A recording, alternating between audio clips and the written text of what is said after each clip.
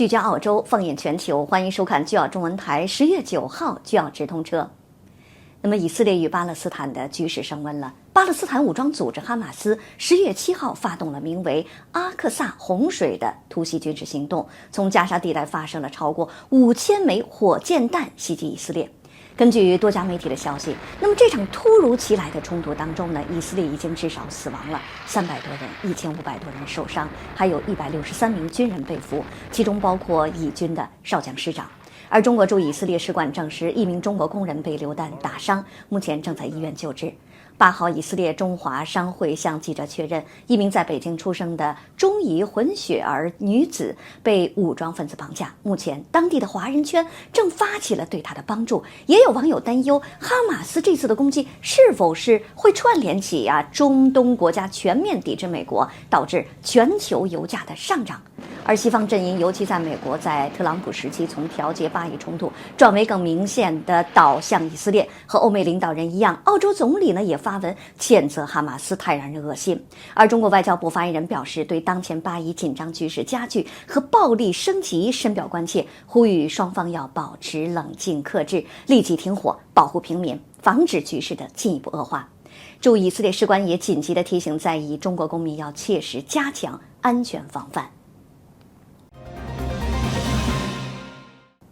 时代报消息，下个月起呢，澳洲近500万名老年人和免疫系统低下者就可以免费的接种预防带状疱疹的疫苗了。这个举措呢，将在未来4年耗资8亿澳元。报道说呢，卫生部长 Mark Butler 已经宣布，11月1号起将向65岁以上的人群、50岁以上的原住民以及18岁以上的免疫系统受损的人提供免费的带状疱疹的疫苗。带状疱疹呢，是由水痘病毒再次激活所引起的水泡的这种疼痛皮疹。皮疹通常出现在面部或者身上，可以持续长达15天。马克·巴特勒表示，如果不接种疫苗，约1/3的澳洲人就会感染带状疱疹。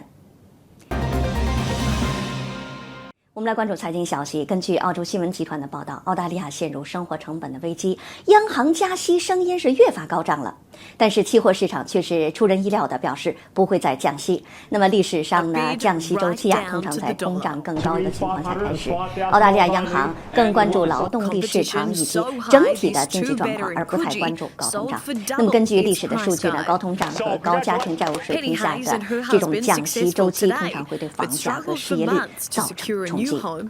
我们来关注澳洲金融评论报的消息，澳洲近1/3的大型住宅建筑商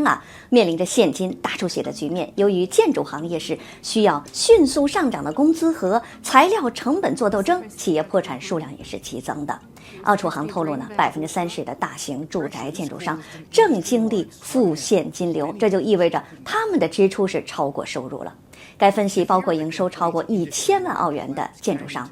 建筑行业需要努力应对投入成本迅速上升以及劳动力和材料短缺的问题。聚澳直通车，天华和您关注社区消息。在今年的10月16号，迪士尼将迎来百年华诞。为了庆祝这个盛大的时刻呢，迪士尼首次推出了澳洲制造的婴儿童护肤及保健系列产品。这些产品已经通过国际上最权威、最严格的质检和毒检测试，拥有各项权威证书。宝妈们终于可以放心购买到权威的婴儿产品了。10月12号上午11点半，聚澳优选直播间将首次为大家呈现 Trust Nature 迪士尼米老鼠、冰雪奇缘和小熊维尼全系列洗护及保健产品，专为新生儿和3岁以上的宝宝打造。配方简单纯净，多重守护让妈妈们更加放心。更有独家85折粉丝优惠福利，机会不容错过。百年迪士尼，孩子们最好的选择。扫描屏幕上的二维码或者点击聚澳中文台的直播预约链接即可参与。盛世集团年度力作闪耀亮相，博士山南奢华联排别墅预售通道现已开启，拨打热线18008998898即可咨询。聚澳直通车，我们来关注国际方面的消息。据报道，一名中国女性游客从泰国普吉岛某豪华5星酒店的10楼不幸坠亡。有游客说呢，自己当时也住在这个事发酒店，相隔就几个房间，听到有吵闹，没想到发生了悲剧。那么另据中国侨网引述泰国曼谷邮报的消息，与该女子同行的还有一名35岁的突尼斯籍男子，该男子叫哈森，他告诉警方调查人，他与这名女子是恋人的关系，而该女子曾多次向他表示轻生那是哈森没有理会他所说的这话。那么终于在10月6号凌晨呢，女子就冲向阳台并且跳了下去，哈森呢是没有来得及抓住她没有能够挽救她的生命。据了解呢，法医和警方已经在现场取证，该女子的遗体也被送往附近的医院进行死亡原因的调查，目前遗体在附近的医院停放。聚奥直通车天华和您继续关注简讯。先驱电报的消息，过去的周末，墨尔本的 Cranchburn 购物中心发生了一起令人震惊的枪击案，造成1名男子丧生，还有1名男子受了重伤，而涉案的嫌疑人尚未被逮捕。据说呢，2名男子当时坐在一辆停好的汽车内，突然遭到多名蒙面枪手有针对性的袭击，警方还在调查该事件。我们来关注9号台的消息。10月9号开始，新州的公立中学会全面的实施手机的禁令，学生在课间休息和午餐的时候是不能够使用手机的。